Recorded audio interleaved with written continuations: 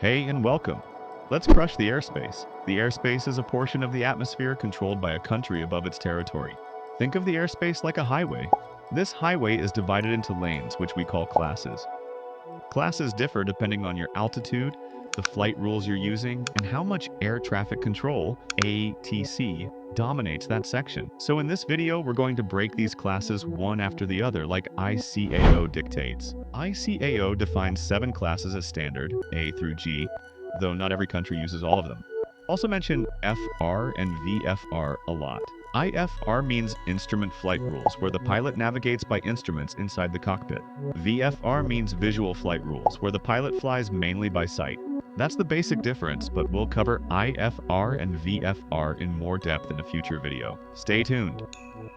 The airspace can also be grouped into controlled or uncontrolled. In controlled airspace, ATC actively monitors flights for separation. In uncontrolled airspace, pilots fly by sight and use radio communications when necessary, though they can still call ATC for guidance if needed. Let's start with controlled airspace. This includes Class Alpha, Bravo, Charlie, Delta, and Echo. At the very top sits Class Alpha, starting at 18,000 feet all the way up to 60,000 feet in most countries. This is where the big jets cruise. No shortcuts here, only IFR flights are allowed, and pilots must have an IFR clearance, Mode C transponder, ADS-B out, and two-way radio communication at all times. The speed limit here is Mach 1. Think of this as the expressway for commercial and long-haul flights, structured, fast, and under constant radar watch. Drop lower and you'll find Class Bravo wrapping around the busiest airports, places like Heathrow or JFK. Its shape looks like an upside-down wedding cake, wide at the top and narrow near the ground. Extends from the surface to about 10,000 feet. The exact shape depends on the airport.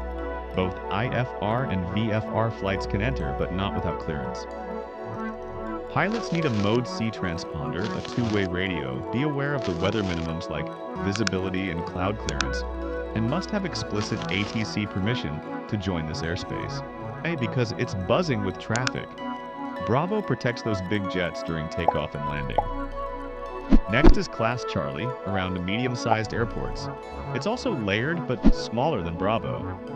Covers from the surface to about 4,000 feet above airport elevation, and again, it varies by airport.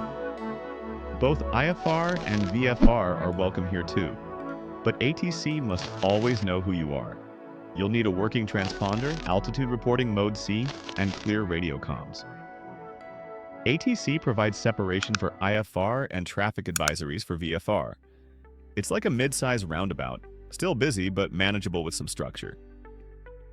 Go lower still and you'll see Class Delta, typically around smaller towered airports.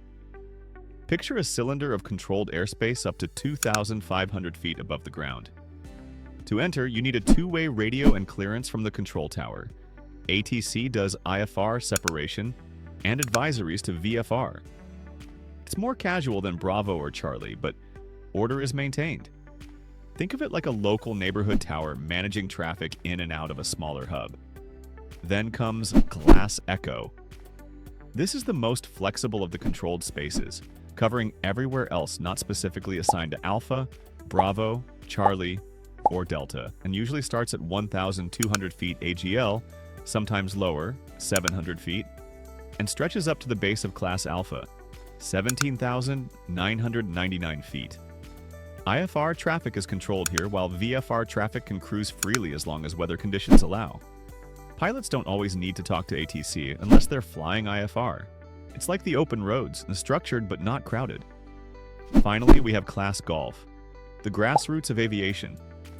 From the surface up to the base of Class Echo, this is uncontrolled.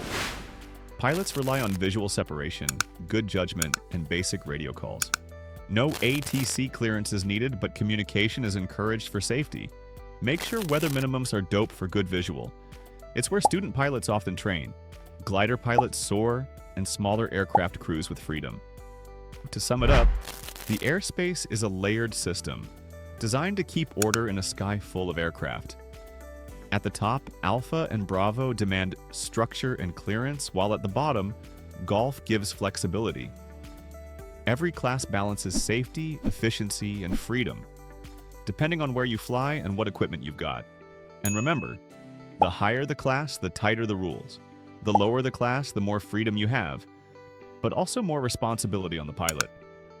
If this made sense, click that like button and subscribe to our channel. Thanks for watching, and see you in the next one.